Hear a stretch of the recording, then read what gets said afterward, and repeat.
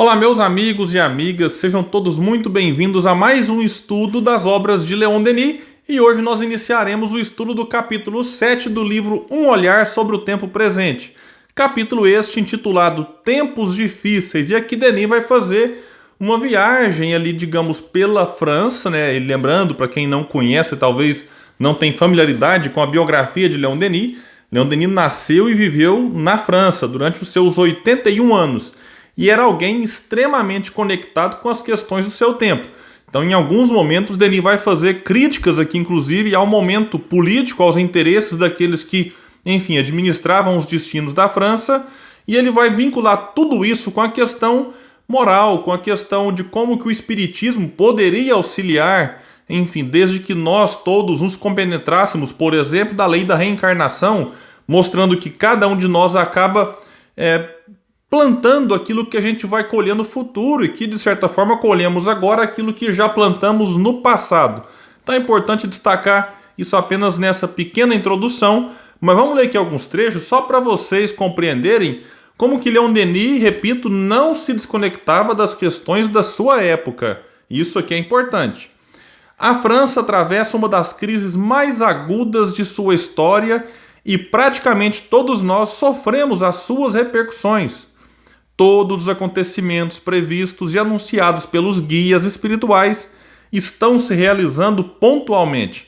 Aqui vale lembrar, era em 1920 e pouco, então tinha pouco tempo depois da Primeira Guerra Mundial. Leon Denis que tinha um contato muito forte com os seus guias, que faziam ali algumas previsões diferentes do que a gente acompanha hoje. Às vezes hoje com essa coisa de, enfim, a gente não sabe nem avaliar direito uma mensagem ou tomar os cuidados que Leon Denis tomava quando recebia uma mensagem, de avaliar. Então hoje a gente vê circular, por exemplo, todo final de ano. Eu gravo esse vídeo aqui no dia 15 de novembro. Ele certamente vai ao ar na Rádio Fraternidade, nos canais que repostam esse nosso estudo, num momento um pouco mais distante do que eu gravo. Mas é assim, conhecido, todo final de ano circula uma mensagem falando que vai ter um tsunami no litoral brasileiro, não sei o que, espírito tal assina. E assim, todo ano é a mesma mensagem. Sem falar que vira e mexe, outras mensagens, não nesse sentido, circulam com o ar catastrofista, que não faz sentido, enfim, totalmente desconectado com o bom senso, com a lógica, com a razão, que Leon Denis avaliava muito bem, né? Com esses critérios, com esse seu olhar mais cauteloso, mais cuidadoso, e ele vai dizer então que algumas dessas previsões estavam ali se concretizando.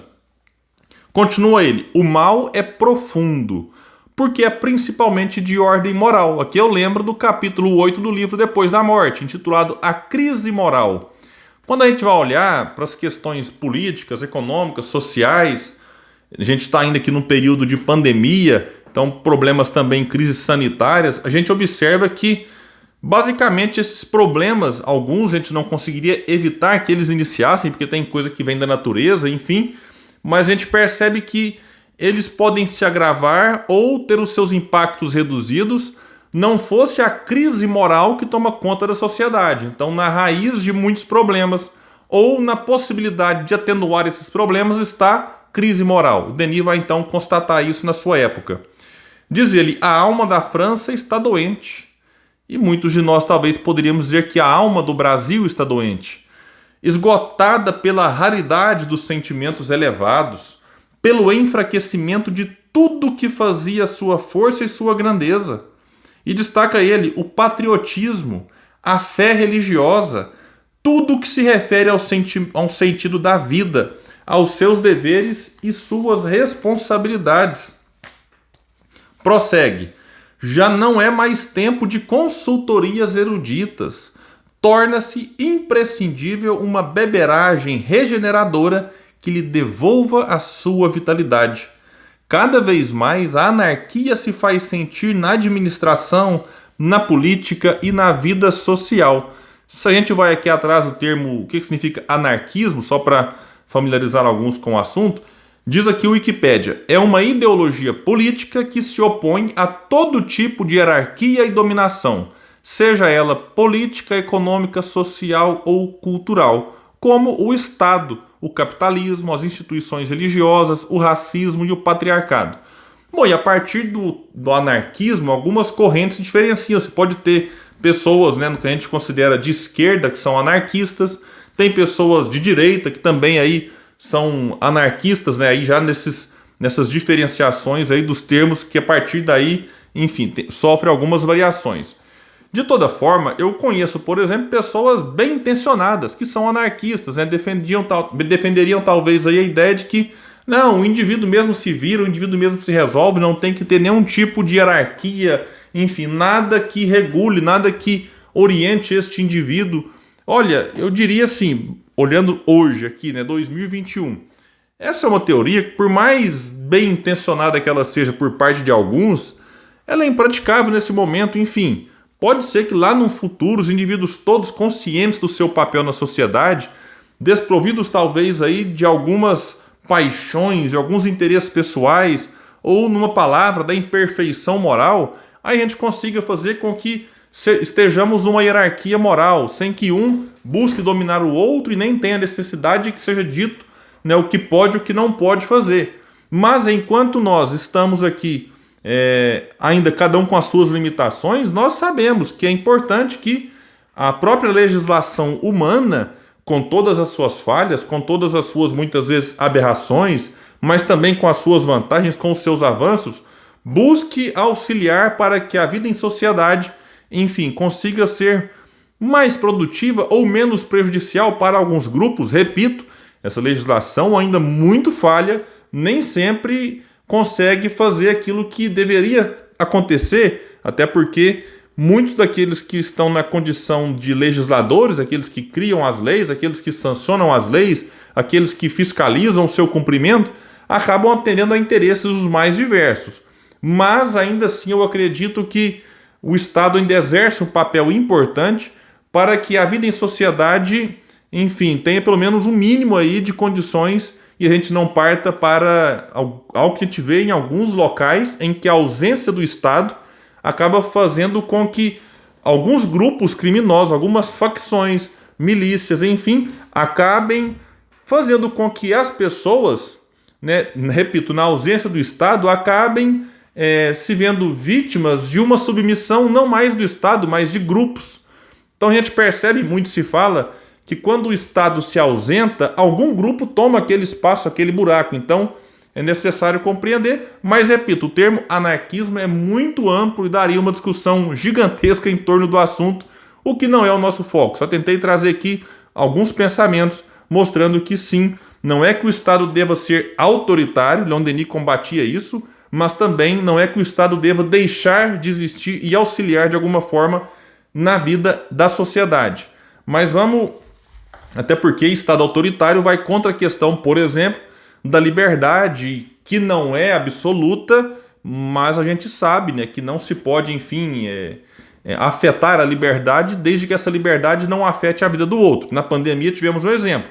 Nós somos livres desde que essa liberdade não afete a vida do outro. Se isso afeta, eu devo privar, voluntariamente no caso, ou até leis são feitas nesse sentido para proteger a vida coletiva. Né? Não se pode, não, apenas a minha vontade, eu sou livre para fazer o que eu quero. Essa liberdade, ela é limitada, tanto aqui na Terra, no mundo espiritual também ela existe. Quanto mais evoluído, mais livre é o espírito. Então é apenas nesse sentido que a gente tem que diferenciar muito bem o que é um Estado autoritário, né, daquilo que é um Estado que apenas tem leis, né, que visam regular essa vida em sociedade o mais harmoniosa, o mais harmônica possível. Voltemos aqui a Leon Denis, que diz: a condição essencial para assegurar a prosperidade, eu diria até mesmo a vida de uma nação, é que todas as classes, todos os elementos que a compõem, colaborem no esforço comum do bem geral. Ora, é o contrário que está acontecendo na França.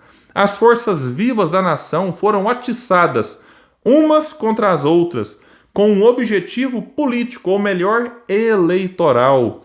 É o trabalho contra o capital, o operário contra o camponês, contra o patrão, contra o burguês. As classes sociais deixaram de ser colaboradoras e passaram a ser antagonistas. Então isso aqui é um ponto que Denis criticava na sua época. Ele chegou a escrever um livro mais voltado para o assunto, chamado Socialismo e Espiritismo, Um livro que eu super recomendo, e Leon Denis vai tomar sempre de uma posição meio, vamos dizer assim, intermediária, né? Tentando ele, enfim, fazia críticas a um sistema, fazia crítica a outros, buscando sempre, de certa forma, uma conciliação, saindo fora dos extremos. Então, esse livro é muito bom, vale realmente a pena a leitura. E diz ele, então, que é nas horas difíceis que se sente todo o valor de uma ciência, de uma doutrina que, ao esclarecer os deveres e o propósito da vida, fortalece as almas e lhes confere a força moral necessária para enfrentar as provações e os males da jornada terrena, ao ensinar-nos a limitar nossas necessidades, a conter nossas exigências e dominar a matéria. Ela nos torna menos sensíveis às privações dolorosas. Os hábitos de uma vida simples, sóbria e organizada são grandes preservativos contra os reveses da adversidade. Esse aqui é um ponto importante. A gente observa que hoje, em 2021, quando eu paro para gravar esse vídeo, repito, a gente observa como que essa ideia da felicidade vinculada ao consumismo, ao compre, compre, compre, enfim, acaba criando em nós muitas insatisfações que podem ter consequências graves. A gente entender que a vida só pode ser aproveitada se a gente tiver condição e dinheiro de comprar tudo aquilo que é colocado como símbolo da felicidade humana.